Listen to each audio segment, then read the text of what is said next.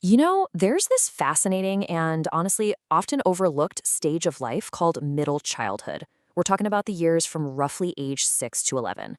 It's that critical sweet spot right after they're little kids, but before the whole teenager thing officially kicks off. So let's dive in. So, what is really going on in those years? I mean, from the outside, it can seem like a pretty quiet time. But trust me, beneath the surface, there are these profound changes reshaping a child's entire world, from the inside out. And we're going to break down that whole journey right now. Okay, so we're going to start at ground zero with the child's innermost circle. We're talking about the absolute revolution that's happening inside their own body and mind. This is the foundation for everything, and I mean everything that comes next. First up, the body. Now, you might notice that the crazy fast growth of the toddler years really slows down. Instead of just getting taller, kids are getting stronger. It's like their bodies are being re-engineered. They're gaining muscle and serious lung capacity, which lets them run, play, and just go hard for way longer than before.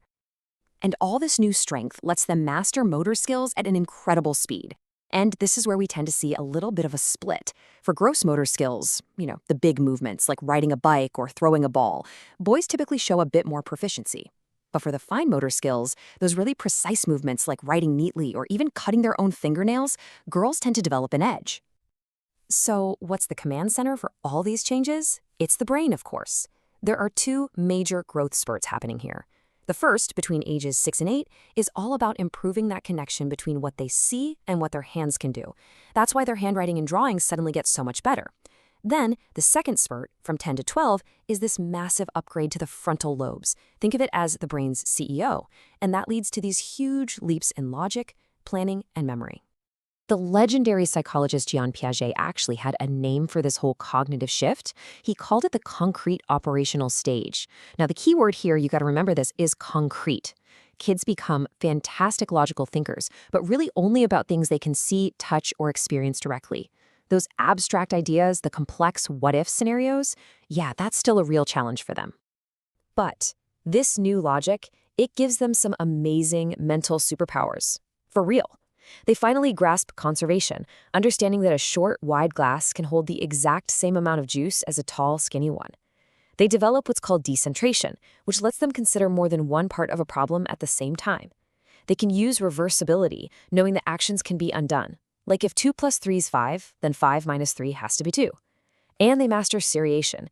They can actually arrange a bunch of sticks from shortest to longest, a task that would have totally stumped them just a few years earlier. And all these new cognitive tools, they cause this huge shift in how kids learn. Just check this out. At age 6, more than half of all kids don't use any real strategy to remember things. They just hope for the best. But by age 10, that number completely flips. Almost 90% of them are actively using strategies, like making up acronyms, visualizing things, or just rehearsing facts. They're not just remembering anymore. They are learning how to remember. Okay, so with all these new internal tools, children are finally ready to step into a much, much bigger arena. So let's move outward to their expanding social world, which now goes way beyond just the family. We're talking friends, school, teams, the whole shebang. For a lot of kids, organized sports become a huge part of this new social world, and the data on this is crystal clear. The benefits are massive. We're not just talking better physical and emotional health, but actually higher life satisfaction and even better grades in school. Sports are basically a training ground for life. But there's a catch.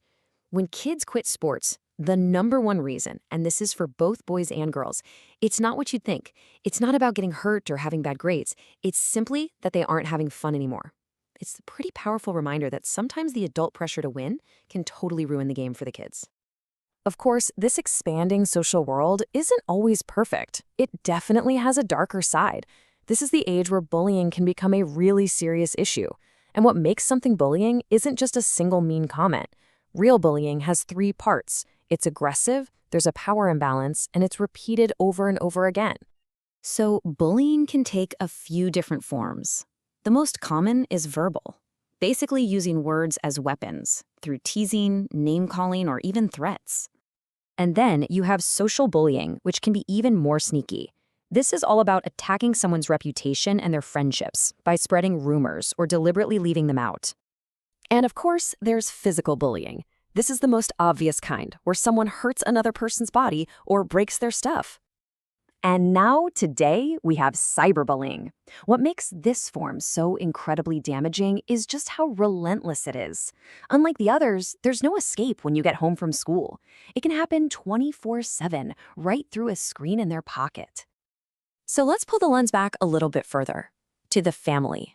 Because no matter what happens, the family unit is still the critical foundation that helps a child navigate this increasingly complicated social world. And that family foundation, well, it looks a whole lot different today than it did a few generations ago.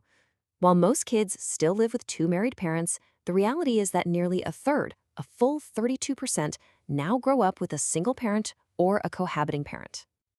Now, big family changes like divorce can have some really profound, long-lasting effects. One study that followed children for 25 years came back with a pretty stark finding.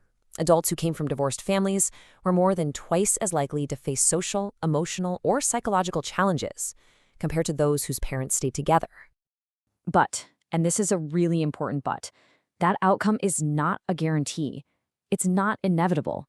The research is also super clear on what helps kids adjust successfully, and the single biggest factor is how the parents handle it. When they can limit conflict and keep the home warm and supportive, kids are just so much more resilient. All right, finally, let's widen the lens one last time to that outermost circle, the bigger societal challenges that are shaping what it even means to be a kid today. I mean, just the last few years have introduced these profound new challenges on a massive scale. By early 2021, over 37,000 children in the US had lost a parent to COVID-19. That is just a sudden and immense wave of grief for so many kids. And at the same time, children are growing up with this rising tide of public violence. In 2021, the US saw a record 692 mass shootings. And this constant exposure, whether it's direct or just through the news, creates this persistent backdrop of anxiety and fear. So when you piece it all together, from the revolution inside their own minds, to navigating friendships, family changes, and these unprecedented societal challenges, it's pretty clear that these in-between years are anything but quiet. And that leaves us with a really critical question to think about.